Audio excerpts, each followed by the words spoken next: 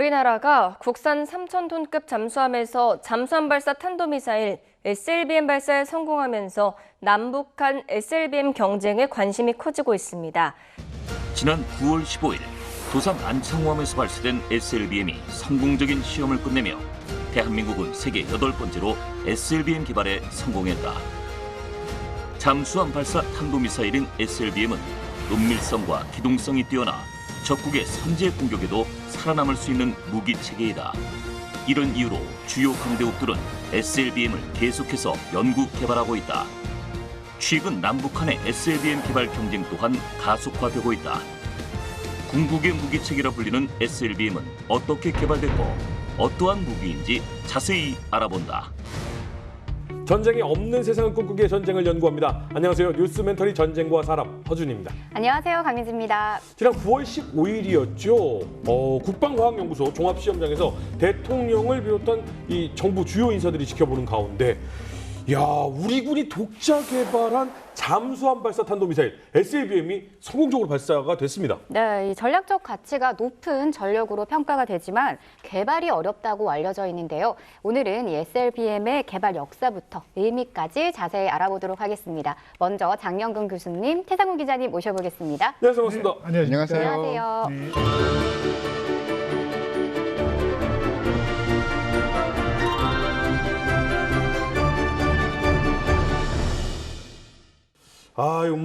파브로 하면 곤충, 우리 장 교수님 하면 미사일이죠. 미사일 얘기하면 나오셔야죠. 감사합니다. 지난 방송 이후에 정말 이제 대한민국 국민들은 장 교수님 덕분에 미사일에 대해서는 빠삭해졌다. 이런 얘기가 지금 퍼져 있습니다. 영광입니다. 이 SLBM 시험 발사가 성공했다라는 기사를 정말 많이 접했는데요. 이 SLBM이라는 무기 체계는 정확히 뭘 의미하나요? 그 SLBM이라는 게 이제 S는 서브머린이고요. 그 서브머린이라는 건 쉽게 얘기하면 잠수함. 그다음에 이제 런치 발사하고 그다음에 이제 발리스틱 미사일. 이제 이게 뭐냐면 잠수함에서 수중에 있는 잠수함이죠. 발사하는 탄도미사일이다 이런 개념입니다. 그래서 우리가 이제 보통은 미사일 분류를 얘기할 때 일반적으로 얘기하는 건 지대지. 그러니까 땅에서 쏴가지고 땅에서 때리는 그 지대지 미사일이에요. 만일에 공중에 있는 예를 들면 항공기라든가 그다음에 이제 다른 미사일을 요격한다 그러면 지대공, 땅에서 하늘로 쏘는 미사일이죠. 그래서 만일에 이제 지금 SLBM은 뭐냐면 결국은 어떤 개념이냐면 잠수함에서 땅이나 또는 함정을 공격할 때 그럴 때는 이제 잠수함에서 땅을 공격할 때는 잠대지 미사일. 그다음에 잠수함에서 함을 타격할 때는 이제 잠대함 미사일. 이렇게 우리가 얘기를 하는 거죠. 그래서 이제 오늘 얘기하는 거는 이제 SLBM이라는 건 잠수함에서 이제 은밀히 발사한다. 이게 이제 사실 SLBM이라는 게 굉장히 전략적 무기 체계다. 왜냐하면 숨어 있기 때문에 보통 잠수함이 수심 50m 이하에 있습니다. 그러니까 실제로 잠수함을 탐지하는 거는 현대 기술로도 쉽지 않아요. 네. 그럼 잠수함을 어떻게 잡느냐? 그래서 아주 여러 가지 방법을 동원하고 있지만 현대 기술로도 인공위성에서 보면은 각종 센서를 가지고 우리가 지상에 있는 물체들은 다 식별을 합니다. 그렇지만 물속에 50m 이하에 가라앉아 있으면 못 잡는다. 그래서 결국은 아주 얘가 숨어 있다가 안전하게 적을 공격할 수 있다. 뒤통수를 친다는 얘기죠. 그럼 50m 이하 그 깊은 곳에서 발사가 돼요? 그렇죠. 그러니까 그래서 SLBM이 어려운 겁니다. 그러니까 50m 이하에서 거기서 이제 잠수함 내에서 그 수직 발사관이 있어서 얘가 이제 그 안에서 각종 고압 증기도 만들고 해서 이제 사출을 시키는 거죠. 사출을 시키면은 한 50m 수중을 얘가 이제 뚫고 나와야 되는 거죠. 상어가 와서 꽉 물면 어떡해요? 상어가 못 물죠. 엄청 미사일이 큰데. 크군요. 그래서 이제 나중에 말씀드리겠지만은 그래서 일반적으로 SLBM 잠수함 발사 탄도미사일이 대부분 다 직경이 큽니다. 그래서 왜냐하면 그 정도의 그 수중을 뚫고 나가기엔 힘이 있어야 되는 거죠. 네, 잠수함은 무엇보다 은밀하게 운용할 수 있는 만큼 SLBM 시험 발사가 성공했다는 건 아주 큰 의미가 있을 것 같은데 우리나라는 처음으로 이 SLBM 시험 발사에 성공을 했지만 SLBM의 역사는 꽤 오래된 것 같거든요. SLBM을 최초로 개발하려는 시도는 나치 독일에서 시작이 됐습니다. 2차 세계대전 당시에 V1, V2 로켓으로 유럽의 대도시들을 공격하는데 굉장히 잘 써먹었죠. 그런데 가장 강력한 적은 대륙 너머에 있는 거예요. 미국이잖아요. 미국의 대도시도 타격하고 싶었는데 당시에 V2 로켓은 사거리가 나올 수가 없었던 겁니다. 뭐 기술적인 제약도 있고 뭐 설계적인 제약도 있었죠. 그러면 방법은 하나죠. 미사일을 발사하는 플랫폼을 미국 근처로 옮기면 되는 거죠. 그러니까 미사일 사거리까지 네. 가져가면 되는 그렇죠. 겁니다. 근데 미국도 손 놓고 있지는 않겠죠. 그렇죠. 계속 초계를 하고 자기 연안을 초계를 하기 네. 때문에 일반적인 배에 싣고 갈 수는 없었던 거죠. 그러면 제일 좋은 방법이 잠수함. 그래서 그런 개념은 잡았으나 기술적인 한계 때문에 완성은 시킨 적이 없어요. 네. 이 SLBM의 가장 큰 장점 중에 하나는 그 핵 투사를 할 수 있다, 혹은 가공할 정도의 탄두를 투사할 수 있다라는 건데, 그런 면에서 보면 ICBM, 그럼 ICBM이 더 낫지 않냐 이런 이야기가 나올 수 있어요. 네. 그런데 ICBM은 거의 다 고정형입니다. 그렇기 때문에 적의 선제 핵 공격에는 그냥 무방비 상태가 되는 거예요. 우리가 먼저 때리든 우리가 의도 맞든 둘 중에 하나가 되는 겁니다. 하지만 SLBM 같은 경우에는 잠수함이 운영 가능한 그 어떤 곳까지도 갈 수 있는 거예요. 내 뒤에, 내 등 뒤에 안 보이는 이 자객이 칼을 들고 있는 거예요. 그러다가 공격할 시점이 딱 되면 탁 모습을 보이면서 나를 찍는 거죠. 얼마나 무섭겠어요. 네. 그런 전략적인 무기이기 때문에 냉전 시대에는 미국을 위주로 한 자유진영과 소련을 위주로 한 공산진영에서 서로 간 경쟁적으로 이 SLBM을 개발을 했었습니다. 그러겠네요. 그런데 그러면 누가 제일 먼저 만들었을까요? 미국. 그렇죠. 그렇게 생각을 하시는데 그때 당시에는 뭔가 쏘는 기술은 소련이 좀 더 빨랐던 것 같아요. 그래서 최초의 무기급 SLBM은 소련에서 먼저 완성을 했습니다. 1955년에 R-11FM이라는 사거리 150km급의 SLBM을 세계 최초로 완성을 합니다. 이때 사용한 미사일이 스커드-A. 그러니까 스커드-A의 기초가 되는 거죠. 그리고 동년, 그러니까 같은 연도에 사거리를 600km로 늘린 R-13까지 개발에 성공을 합니다. 그래서 소련이 한 발 더 앞서가게 되는 거죠. 근데 생각해보면 150, 600km 하면 우리가 5 했지만 미국 바로 앞에까지 가서 쏴야 되는데요? 그렇죠. 그러니까 이제 실제로 초기에는 SLBM의 그 기술이 완전히 확립이 안 됐어요. 그러니까 뭐 예를 들면은 말씀드렸듯이 SLBM이라는 건 하여튼 수심 깊이 한 50m 이하에 들어가서, 그러니까 적이 전혀 알 수 없는 거죠. 그리고 이제 그렇게 쳐야 되는데 기술이 안 되다 보니까 어떻게 했냐면은 SLBM인데 어쩔 수 없이 그냥 쏠 때는 물을 떠오르는 거야. 그래서 물 위에서 쐈어요. 뭐 그런 적도 있었고. 네네. 또 초기에는 우리가 SLBM 미사일 자체가 사거리가 많이 안 나와요. 초기의 기술들은. 네네. 그러다 보니까 실제로 쏘려면 지금이야 뭐 요새 현대 그 SLBM은 사거리가 뭐 12,000 이렇게 나옵니다. 그게 ICBM에 준하는 거죠. 거의 그런 사거리가 나오니까 예를 들면은 태평양 서쪽에서도 미국을 때릴 수 있다라는 거고요. 숨어서. 그리고 이제 그 당시에는 그러기 때문에 만일에 적 표적물을 육지를 때려야겠다. 그럼 어떻게 되냐면 가장 인근에 바다로 잠입을 해서 쏘는 거죠. 자, 그런데 소련이 먼저 개발을 하니까 미국과 영국은 발등에 불이 떨어져 버린 겁니다. 그래서 개발에 박차를 가하게 돼요. 그래서 1961년 미국과 영국 양국은 세계 최초로 해저에서 발사가 가능한 사거리 4,600km에 달하는 폴라리스 UGM-27 개발에 성공합니다. 태평양 한가운데서도 쏠 수 있는 거네요. 그렇죠. 예. 그러니까 이제 본격적인 SLBM의 시대가 열린 거죠. 예. 그런데 그럼 소련은 가만히 있었냐? 아닙니다. 이제 계속 이 양측이 경쟁을 하게 된 거죠. 소련도 이에 질세라 사거리를 증가한 SLBM을 완성을 하게 됩니다.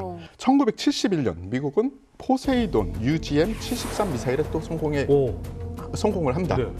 그러면서 이 미사일은 최대 5,400km 떨어진 표적을 타격할 수 있는 SLBM이 완성이 된 겁니다. 이 SLBM 사거리 경쟁은 계속 가열됐는데요. 소련과 미국, 그러니까 자유진영과 공산진영이 계속 경쟁을 하는 가운데 신흥 주자가 또 뛰어들게 됩니다.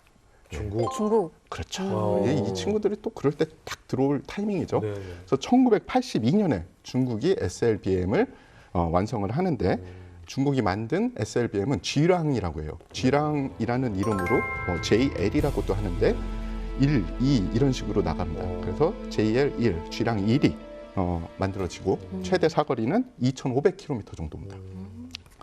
그래서 중국이 이제 뛰어들었는데 프랑스도 보니까 이거 우리도 있어야겠네. 그래서 프랑스도 SLBM을 개발을 합니다. 그러니까 이게 냉전 시대 군비 경쟁하는 그때 당시죠. 그렇죠. 그 프랑스는 어떻게 보면 자유 진영에 들어가긴 하지만 살짝 프랑스는 자국의 이 식민지도 있고 자기가 관리해야 되는 국가들도 많고 또 아무리 뭐 오늘의 친구라도 내일을 믿을 수가 없잖아요. 웬만하면 전략 무기는 우리 손으로 만드는 게 이 국가의 이득이거든요. 네. 그래서 프랑스 역시 M4라는 SLBM을 완성을 하게 되죠.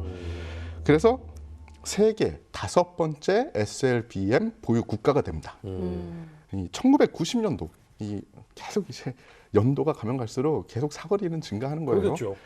영국과 미국이 트라이던트 2를 전력화하면서 사거리 1만 킬로미터 시대를 엽니다. 이 정도면 굳이 잠수함에서 안 타도 될 만큼 멀어져 버렸는데. 자, 이제 미국, 영국, 러시아, 그러니까 구소련, 그리고 중국, 프랑스까지 있었죠. 네. 그 다음에 핵 보유국이 또 SLBM의 이 개발에 성공을 하게 돼요. 이란, 어딜까요? 이스라엘, 아닙니다. 파키스탄. 바로 정답은 인도입니다. 아, 인도. 예. 인도에서 2013년에 K15 사카리카라는 이름으로 SLBM을 전력화를 합니다. 그로 인해서 6번째 SLBM 보유국이 됐죠. 자, 그 다음에 이제 다음에 문제 타자가 타석에 들어섰습니다. 문재인 타자는 북한이네. 맞습니다. 2016년, 네. 바로 2016년 북한이 북극성 1, KN-11을 전력화하면서 세계 7번째 SLBM 보유 국가가 돼요. 이 선두 그룹, 중위 그룹, 후위 그룹 이렇게 나뉘는 것 같네요. 그렇죠. 예, 그래서 선두 그룹의 5개 국가, 미국, 영국, 프랑스, 러시아, 중국은 대부분 이 10,000km, 이 사거리 10,000km 그룹에 들어갔고요. 그리고 나머지 후발주자들은 그 뒤를 따라가고 있습니다. 그러면서 점점 진화시키고 개발을 하고 있는 그런 시점이죠. 전 제일 처음에 이런저런 이야기들이 쭉 나왔을 때, 이거 지난 9월 15일 우리 발사에 성공했다 하면서 약간 뿌듯했는데, 이거 너무 오래전부터잖아 라고 생각했는데 몇 국가 안 되네요. 그렇죠. 예. 말씀하신 대로 대한민국이 2021년 현무 4-4의 개발에 성공을 하면서 세계 8번째 SLBM 보유국에 등극을 하게 됩니다. 근데 얘기를 들어보면 냉전 시대에 군비를 계속 확장하던 시대는 그나마 이해가 됩니다만 그 이후에도 이렇게 개발에 박차를 가하는 건 무슨 이유 때문이에요?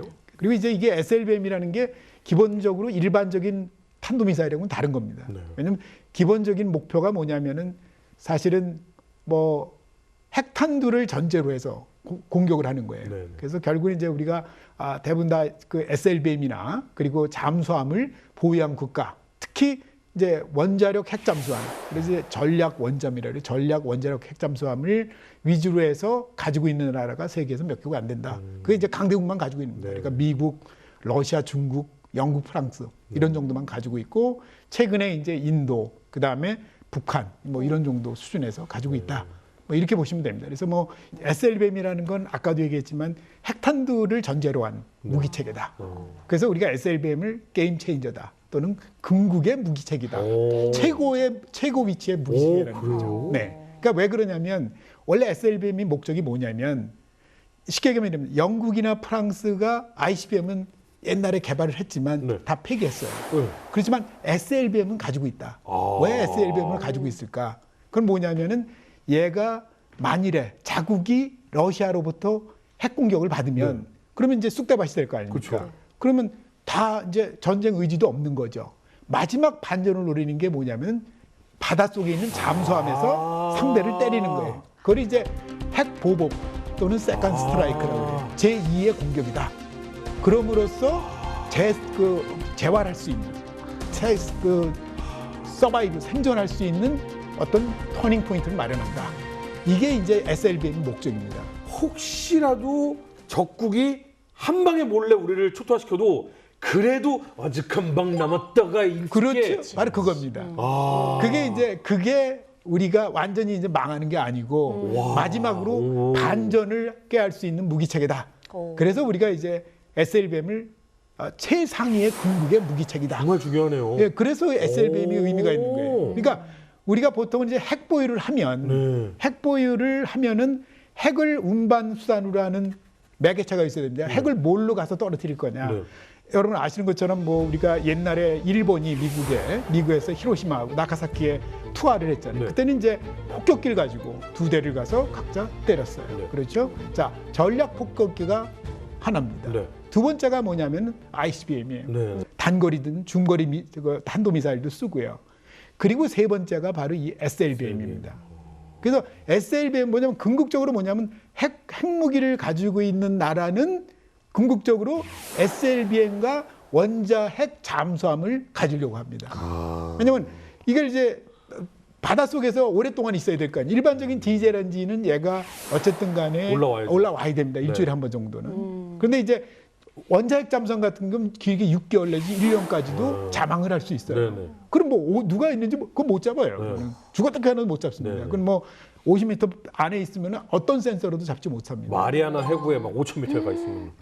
뭐 그렇게는 못 들어가고요. 수심이 그 정도 되면 그건 뭐 견디지 못하고요. 구조체 잠수함 자체가. 그래서 어쨌든 수심이 뭐 50m, 100m 되는 것도 뭐 엄청난 깊이입니다. 아, SLBM이 정말 궁극의 끝판왕이구나라는 거를 딱 느끼게 되는데 그러면 세계 각국에 지금 현재 상황으로 보면은 어떻습니까? 궁극적으로 지금 SLBM 그리고 원자력 잠수함을 그러니까 그걸 전력 원자력 핵잠수함이라고 그걸 전력 원잠이라고 표현을 하는데요. 네. 짧게는 SSBN이 그겁니다. 그러니까 이제 그 정도를 이제 가진 나라들은 대부분 다 핵무기를 가진 나라들이 네. 이렇게 가지고 있어요. 그래서 아까 말씀하신 대로 미국, 그다음에 러시아, 중국, 영국, 프랑스. 근데 이제 아까 말씀드린 영국, 프랑스는 ICBM도 폐기를 했고요. 네. 그 얘네들이 이 SLBM을 가지고 있는 건 궁극적으로 세컨 스트라이크 그 생존 목적을 위해서 가지고 있는 거고요. 그리고 미국의 트라이던트 2 받아다가 이제 그래서 핵 공유를 하는 거죠. 평화 진영, 그러니까 뭐 자유주의 진영에만 핵이 있는 건 아니잖아요. SLBM이 있는 그렇죠. 건 아니잖아요. 네네. 아까 뭐 말씀해 주셨던 뭐 인도에도 있고. 네네. 뭐 이제 그 인도도 있고 지금 현재 공식적으로 네. 핵 보유국은 미국, 러시아, 중국, 영국, 프랑스, 그다음에 인도, 파키스탄입니다. 이스라엘은 핵을 가지고 있어요. 그렇지만 공식적으로는 얘기 안 하고 있다. 그리고 이스라엘은 또 얘가 대부분 다 이게 지중해 연변에 있어 이렇게. 그리고 대부분 다 이제 중동 국가에 쌓여 있어서 사실 SLBM이 필요가 없어요. 네네. 그러니까 그 나라는 해군이 별 필요가 없어요. 네, 사실은. 네. 그러니까 대부분 다 이제 공중전이나 네. 지상전을 하기 때문에 그래서 이제 걔네들은 아예 뭐 SLBM이나 이런 걸 가질 생각 안 하고 있고요. 또 SLBM을 할 필요가 없는 게 바다가 있어가지고 실제 아랍 국가 중에 그런 강대국이 없지 않습니까? 그러니까 이제 전혀 필요가 없는 거고요. 예, 그래서 없는 겁니다. 그리고 이제 북한이 이제 사실은 SLBM을 갖게 된 게 역시 핵 보유를 통해서 미국과의 어떤 미국을 그 사람들이 얘기하는 억지력이에요. 이제 미국으로부터 자기네들이 어떤 체제 보호를 받고 그리고 이제 핵 보유국으로 인정함으로써 자기들이 쉽게 얘기하면 자기들도 이제 강국이다 이런 걸 자꾸 이제 내세우는 거 아니에요 어떻게 보면. 그래서 이제 그런 측면에서 제가 보기에는 그 SLBM도 개발하고 그리고 잠수함도 지금 뭐 최근에 이제 지금 3,000, 4,000톤짜리 지금 건조하고 있는 걸로 알려져 있고요. 아마 더 나아가서는 원자 핵 잠수함도 아마 조만간 개발할 거다. 왜냐하면 SLBM이 제가 말씀드린 대로 원자 핵 잠수함이 없으면은 사실은 그건 별 큰 의미는 없어요. 예, 그런 한계가 있다. 그래서 우리가 SLBM을 9월 15일 날 시험을 해서 성공을 했지만 실제로 우리 잠수함도 지금 어떻게 돼 있냐면 지금 배치 1, 2, 3로 지금 그 3,000톤급 그걸 지금 계속 생산을 해요. 그래서 현재 이제 안창호함 나왔고 얼마 전에 이제 신채호함도 나오고 그래서 배치 1에 뭐 예를 들면은 우리가 6개 발사관을 두고 그다음에 배치 3는 뭐 10개 정도 발사관을 쓰는 식으로 해서 우리가 SLBM을 지금 확보를 하고 있는 거죠. 다만 이것이 이제 핵 탄두가 우리가 없기 때문에 뭐 당분간은 이제 그걸 운영해 이 재래식 탄두 가지고 운영하니까 과연 SLBM의 원래 목적, 궁극적 무기로서의 역할을 못한다. 이제 이런 얘기고요. 그러니까 미국에서는 제가 로이터 기자로부터 전화를 받았어요. 예, 전화를 받은 게 뭐냐면은 한국이 왜 SLBM이 필요하냐. 그러니까 궁극적인 목적이 니네들이 핵탄두를 탑재한 SLBM을 목표로 하기 때문에 그 많은 그 이제 잠수함과 그리고 SLBM을 개발하는 거 아니냐. 네. 이런 얘기를 저한테 물었어요.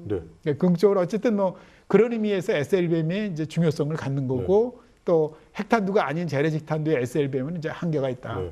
어쨌든 교수님의 이 얘기를 빌어서 얘기를 전하면 누군가에게 공격당할 가능성이 높은 국가일수록 마지막 한 발에 최후의 수단이 있어야 우리를 지킬 수 있기 때문에 그렇죠. 우리로서는 당연히 필요한 것이 SLBM이 아닐까라는 생각이 좀 들기는 합니다. 마지막으로 한 방을 때릴 때 이게 궁극적으로 핵무기 외에는 일반적인 재래식 탄두로 반전은 못하죠. 그거죠. 일반적인 재래식 탄두는 한계가 있으니까. 사실은 핵보유를 하려면 뭐 우리가 플루토늄이나 우라늄 가지고 이제 만들어야 돼요. 그거를 제조할 수 있는 능력도 있어요. 아, 그래요? 예. 있는데 우리가 이제 그 예를 들면 플루토늄의 제철이라든가 그 다음에 우라늄을 농축을 해야 되는데 이런 작업을 하게 되면은 뭐 미국이나 이런 나라들 감시하는 곳들 감시를 많이 해요. 인공위성 가지고. 그럼 그 사람들이 다 파악하고 있거든요. 그러면 국제 원자력 협회가 있어요. IAEA라고. 걔네들이 들어와서 다 여기 좀 이상하다. 이제 북한은 지금 못 들어와 그러니까 이제 들어가지를 못하는 거고요. 지금 현재. 그러니까 주로 인공위성 가지고 이제 뭐 지금 핵 최근에도 나오지 않았습니까? 지금 영변에서 뭐 예를 들면 우라늄 농축 관련해서 뭔가 가동을 시키고 있다. 이런 것들 계속 발표하는 게 이제 대부분 위성의 그 센서를 가지고 그거를 다 파악을 하고 있는. 근데 얘기를 쭉 들어보니까 그 뭐 궁극적인 여러 가지 생각들 상상들을 제외하고 SLBM은 핵탄두를 실었을 때 마지막 최후의 보루로서의 역할을 하는 것인데 대한민국은 핵 보유도 하지 않고 핵 개발도 할 수 없는데 한국형 SLBM 왜 만든 거예요? 그러니까 뭐 어려운 질문인데요. 네. 그러니까 뭐 쉽게 말씀드리면은 지금 북한이 그 SLBM을 시작한 지가 꽤 됐어요. 근데 90년대에 북한이 사실 그 R-27을 굉장히 많은 숫자를 구매를 했습니다. 그래서 그 엔진이 이름이 SSN6인데요. 그게 잠입형 엔진이라고 그래서 하여튼 좀 약간 특수하게 생긴 엔진입니다. 액체 로켓이고요. 그래서 이걸 가지고 얘네들이 이제 지상용으로 뭐 그 유명한 무수단 중장거리 미사일을 만들었고요. 액체 로켓을 가지고 SLBM을 개발을 했어요. 그러다 보니까 얘네들도 초기에는 계속해서 그 R-27 엔진을 모사해가지고 그걸 가지고 시험을 계속했어요. 그래가지고 2015년 계속해서 액체 추진제 가지고 시험을 했고요. 2016년 4월에 고체 추진제를 처음으로 썼어요. 그리고서 2016년 8월에 고체 추진제를 가지고 첫 번째 수중에서 수중 발사를 시작을 했습니다. 그게서 성공한 게 바로 뭐냐면 북극성 1호예요. 그게 북극성 1호이 이제 북극성이 뭐냐면 아까 미국이 폴라리스라는 SLBM을 만들었잖아요. 그 폴라리스가 한국말로 북극성이에요. 사실은. 그래서 똑같이 그렇게 만든 거고요. 그래서 제가 이제 북한의 미사일 연구를 하면서 느낀 건 뭐냐면은 쟤들이 어쨌든 미국, 중국, 러시아의 미사일을 하여튼 미사일은 다 아마 다 습득을 하는 것 같아요. 기술적으로. 그래서 그거를 리버스 엔지니어링, 역설계를 하고 상당히 많은 모방을 한다. 그럼으로써 가장 짧은 시간에 가장 신뢰성 높은 미사일을 개발하고 있다. 이게 제 생각입니다. 현재로는. 그럼 우리는 왜 이걸 개발하느냐? 핵이 없잖아요. 네, 핵이 없는데. 그래서 이제 그 부분에서 사실은 가장 큰 이유 중에 하나는 일단은 쟤네들이 SLBM을 가지고 있잖아요. 물론 쟤네들도 핵탄두를 탑재한다고 얘기는 안 해요. 그러니까 우리로서도 어쨌든 간에 SLBM을 이제 만들고 그리고 이제 잠수함에 탑재를 해서 어쨌든 우리도 니네와 같은 정도의 무기체계는 개발할 수 있다. 그런 억지력을 막 갖기 위해서 하는 거고 또 한 가지는 궁극적으로 나중에 우리가 북한이 점점 커져서 이제 우리도 핵탄두를 실어야 될 때가 되면 그때 갑자기 하게 되면 이게 뭐 예를 들면 아까 말씀드린 인도는 거의 한 15년 걸렸어요. SLBM을 이제 완전히 잠수함 발사에서 성공해서 전력하기까지. 그러니까 우리도 이제 그 시간을 지금 하면 거의 단축할 수 있죠. 다 가지고 있으니까. 아까 이제 핵만 얹으면 돼 상태까지. 그렇죠. 네, 그렇죠. 네, 네. 이게 실제로 잠수함 발사 그 탄도미사일이라는 게 기술적으로 굉장히 어렵다. 아까 말씀드렸지만 뭐 좁은 잠수함에서 수심 깊은 데서 발사를 하다 보니까 얘가 뭐 초고압 압축 공기도 얻어야 되고 또 압축 공기를 발사관에 공급을 해줘야 되고 그러면 압축 공기를 가지고 이제 그걸 콜드런치라고 그래요. 그러니까 이제 얘가 연소는 안 하는 거죠. 불안 붙이고 그러니까 증기를 뿜어주는 거예요. 뿜어주고요. 그럼 얘가 이제 엄청난 증기압으로 뿜어주니까 그렇게 되면 어떻게 되겠어요? 얘가 잠수함이 휘청휘청거릴 거 아니에요. 그렇죠. 소음 진동이 엄청나죠. 그럼 이제 그거를 소음 진동을 절연하는 기술도 필요하고 또 얘가 이제 그렇게 해서 겨우 사출됐어. 그래가지고 이제 물속 한 50m를 뚫고 가야 돼. 그렇죠. 그러면 이 기술도 이제 엄청난 거죠. 그렇죠. 얘가. 이 미사일 기술이. 그러고 나서 이제 물 위에서 나왔어. 그럼 나오면은 그냥 아무것도 없는 거 아직 점화가 안 된 겁니다. 이제 불이 붙어요. 연소라. 그렇죠. 그러니까 공중에서 점화를 해야 돼. 그걸 이제 공중 점화라고. 이것도 어려운 기술이에요. 또 올라가면은 또 벌써 이 해류 이런 것 때문에 얘가 수직으로 못 올라가요. 일부러 옛날에는 그런 경우도 있어요. 얘가 만일에 올라가다 터지면 어떻게 돼? 잠수함이 뭐 현재 우리 가격으로 한 3,000톤급 하는데 1조 정도 들어요. 그러면 얘가 올라가다 터지면 잠수함도 다 부서질 거 아니야. 그렇죠? 그래서 이제 그런 문제들 때문에 이제 뭐 옛날 같은 경우는 처음에 아예 사출할 때부터 대각으로 경사가 그걸 줘서 이렇게 사출하는 방법을 많이 썼어요. 그다음 이제 최근에는 기술이 발전하니까 이제 수직으로 쏘는데 그러고 나니까 이제 얘가 올라가서 점화를 하면은 그다음에 이제 자세 제어를 해야 되거든요. 자기가 원하는 위치로 가야지 딴 데로 가면 그냥 죽는 거죠. 그렇죠. 그래서 이런 기술들을 우리가 시험을 한다. 그래서 실제로 지금 우리가 9월 15일 날 한국에서 이제 그런 수중 발사 그리고 잠수함 발사를 하지 않았습니까? 근데 이거 정도 하기 위해서는 수많은 사출 시험을 해요. 그래서 지상에서 그 콜드런치 상태에서 사출 시험도 하고요. 그 다음에 바다로 가서 바지선을 수심 바로 밑에다 놓고 거기다가 이제 놓고 쏴요. 그러니까 굉장히 수심이 낮은 데서 한번 해보고 그게 다 되면은 최종적으로 이제 잠수함에다 놓고 시험을 하는 거죠. 이제 대신 이제 굉장히 위험한 거죠. 잠수함에 손상이 갈 수 있으니까. 그래서 성공을 해야 된다. 그러니까 우리도 사실은 SLBM을 뭐 작년에 한 게 아니고요. 시작한 게 아니고 꽤 됐습니다.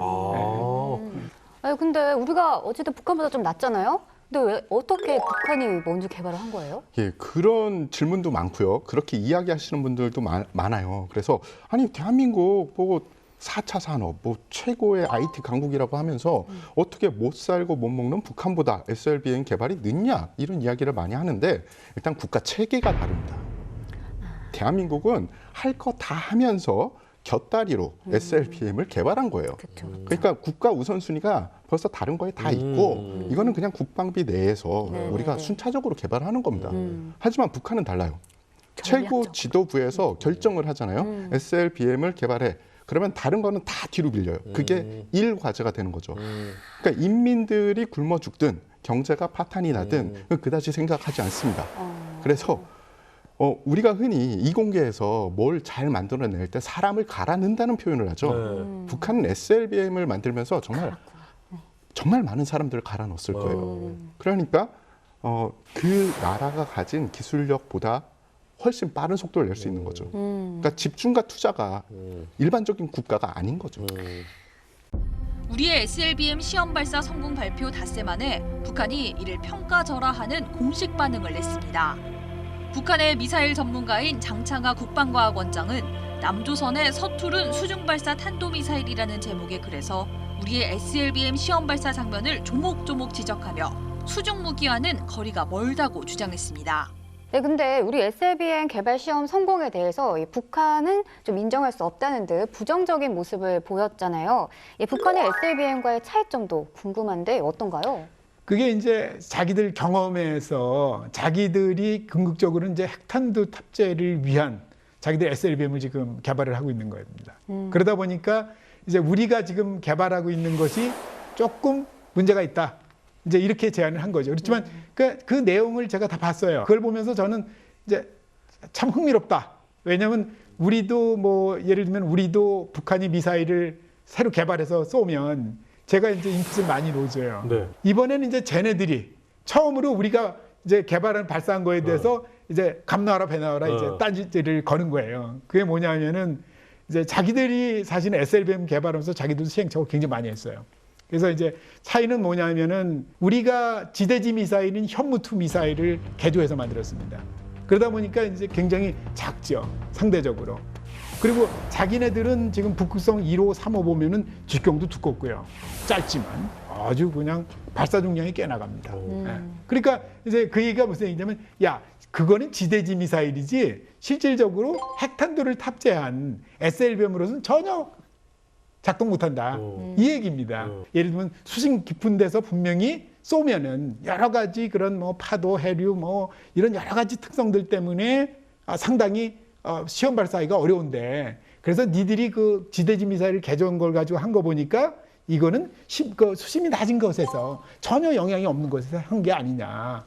그래서 우리는 뭐 니네들이 이제 초보적이다. 이제 막 시작한 SLBM을 시작했다. 이제 그렇게 지금 얘기를 하는 거고요. 우리로서는 어쨌든 간에 아까 말씀드린 대로 사출하면서 실제 잠수하면서 여러 가지 그런 기술들을 네네. 다 시험을 해서 어쨌든 신뢰성을 가지니까 나중에 이제 실제 핵탄두 미사일을 만들게 되면은 쟤네들이 얘기한 뭐 이제 자기네들은 이제 잠수함을 움직이면서 발사를 한다는 거거든요. 그러니까 그러면서 이제 우리 쪽은 잠수함이 정진한 상태에서 낮은 수심에서 또는 아주 미세한 속도로 움직이면서 발사를 했기 때문에 기술적으로 별 볼일 없다. 우리가 사실은 그렇게까지는 할 필요가 없는 거죠. 왜냐하면 핵탄두를 탑재한 게 아니기 때문에. 그래서 기술을 우리가 핵탄두를 탑재하게 된다 그러면 추후에 그런 부분도 충분히 반영을 할 수 있다. 요거를 조금 더 저희 그냥 일반인 시선에서 제가 말씀드리면 보통 이런 경우에 평가절상을 하는 경우는 없잖아요. 보통 평가절을 하는 게 기본인 거고 신경이 쓰이지 않는 것에 대해서는 대응도 안 하잖아요. 근데 분명한 건 맞는 얘기가 어느 정도 있긴 하지만 저쪽이 굉장히 거슬려 하고 있다라는 거는 맞는 거잖아요. 그렇죠. 그러니까 이제 자기들이 쉽게 얘기하면 우리가 이제 무기 체계를 얘기할 때 비대칭 무기라는 개념을 많이 얘기할 거예요. 네. 비대칭 무기라는 건 뭐냐면은 둘이 경쟁을 하는데 한쪽만 가지고 있고 다른 쪽은 없는 게 비대칭 무기입니다. 네. 그러니까 그동안 SLBM은 비대칭 무기였어요. 네. 쟤들은 가지고 있고 우리는 없다. 네. 그래서 이제 그런 측면에서 쟤네들이 우리가 자기들만 가지고 있는 걸 갖게 되면은 무지하게 거슬린 거죠. 거슬리죠. 네네. 그럼 박사님 혹시 이거는 그냥 간단한 걸로 어느 정도 지나면 기술 개발이 훨씬 더 지금보다 나은 상태가 될 거라고 예상하십니까? SLBM이요? 네. 그럼 뭐 실제로 어떤 경우든 네네. 우리가 핵탄두를 개발을 할 수 있거나 네네. 또는 뭐 유럽의 핵공유처럼 네. 우리가 뭐 미국의 핵탄두를 운영할 수 있다. 네네. 라 그러면 네네. 이제 완전히 그 기술을 갖게 네네네. 되겠죠. 이제 우리가 핵무기를 가지고 있다 그러면은 빠른 속도로 할 수 있을 거다. 사실은 SLBM을 하나의 이렇게 도리라고 생각하시면 될 것 같아요. 이 국가 전략과 군사 전략에 있어서 다음 전략으로 가기 위한 하나의 이 말이라고 생각하시면 됩니다. 그래서 이걸로 모든 걸 평가하기 힘든 거죠. 근데 참 재밌는 게 우리가 그 얘기를 한 지 얼마 지나지 않아서 9월 28일 북한에서 발표를 했습니다. 극초음속 미사일 화성 8형을 성공했다 이렇게 하고 발표를 했어요. 그러니까 이제 극초음속 무기라는 게 네. 하여튼 요새 화두입니다. 네. 그러니까 이제 누가 극초음속 무기를 빨리 개발하느냐 이걸 가지고 미국, 중국, 러시아가 경쟁적으로 하고 네네. 있고요. 얘의 가장 큰 문제는 장점은 뭐냐면은 요격이 불가능하다는 거예요. 너무 빨라서. 너무 빨라서. 네. 극초음속이라는 건 초음속은 마하 1 이상이잖아요. 네. 음속을 돌파하는 거고요. 네. 극초음속은 마하 5 이상이 돼야 돼요. 엄청난 속도죠. 보통은 스크램제트라는 걸 달아요. 스크램제트. 네. 스크램제트는 뭐냐면은 SC, 그러니까 스크, 네. 그다음에 램제트인데 SC 이게 뭐냐면 그 슈퍼소닉 컨버션. 와우. 그러니까 이제 초음속으로 연소를 시켜줘야 돼요. 이제 슈퍼소닉 그러니까 초음속으로 공기 유동이 들어오면 그거를 이제 연료를 뿜어줘요. 네. 근데 얘가 초음속으로 워낙에 빠른 속도가 들어오니까 연소가 잘 안 되는 거예요. 엄청난 속도로 들어오니까 이게 불꽃을. 그래서 얘네들이 뭐라고 표현을 하냐면은 허리케인, 네. 태풍에 미국에 부르는 태풍을 허리케인 속에서 성냥불이 켜진 상태를 유지할 수 있어야 된다. 그 정도로 안정성이 있어야 된다. 불가능한 거예요. 사실. 그러니까 그 정도로 어려운 기술이다. 허리케인에서. 예. 사실은 한 30몇 년 전에 제가 미국에서 박사 학위를 받을 때 그때 연구했던 게 사실은 이 스크램제트 연소였어요. 우와. 일론 머스크가 뭐 미국 어디에서 어디까지 뭐 몇 분 안에 주파하는 거 막 안 되겠다 그랬는데 박사님은 이미 30몇 년 전에 하셨네. 다 그냥 했는데 그 기술이 최근까지도 완벽히 구현은 다 못했어요. 스크램제트 엔진이요? 예. 그래가지고 지금도 아직 미국이 그걸 완벽히 못했고요. 제가 알기로는. 북한은 그걸 한 거냐? 아니에요. 북한은 뭐냐면 ICBM을 놓은 게 아니고 화성 8형이라고 그랬잖아요. 네. 그러면 이게 갑자기 뜬금없이 왜 화성 8형이냐?